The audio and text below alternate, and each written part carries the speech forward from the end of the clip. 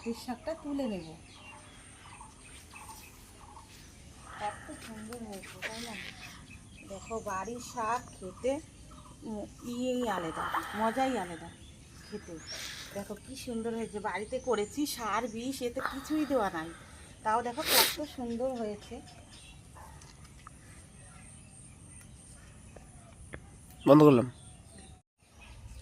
দেখো বন্ধুরা, এই যে পাটের শাক হয়েছে, বাড়ির শাক তো খাওয়ার জন্য বুনিয়েছি, অল্পই হয়েছে। তো দেখো একটাও পোকা টোকা কিছু নাই, কেননা বাজার থেকে যদি আমরা আনি তাহলে পোকা পোকা থাকে, কিন্তু দেখো পাতাতে কিন্তু একটাও পোকা পোকা কিছু নাই।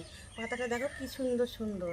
এই শাকের ডাল করব, একটু ঝাল দিব বেশি করে, তারপরে করব। ডালটা আমি গ্যাসে করে নিয়েছিলাম, কেননা এখানে করলে তো হবে না তাড়াতাড়ি, ওই জন্য তাড়াতাড়ি করার জন্য আমি গ্যাসে করে নিয়েছিলাম।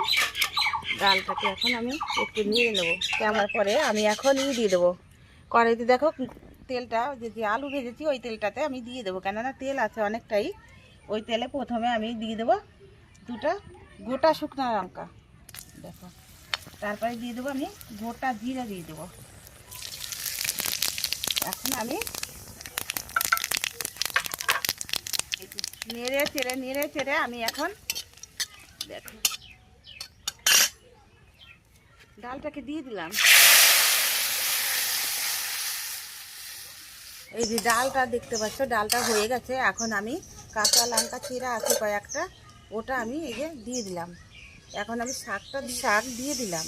এখন এখন এখন এখন আমি একটু নেড়ে চেড়ে দেবো। পাট শাক দিয়ে ডাল করেছি বন্ধুরা, দেখো কত সুন্দর হয়েছে। দেখো পাটের শাক দিয়ে ডাল হয়ে গেছে, দেখো ঘন টাইপের হয়ে গেছে। এখন আমি এই ডালটাকে নামিয়ে নেব।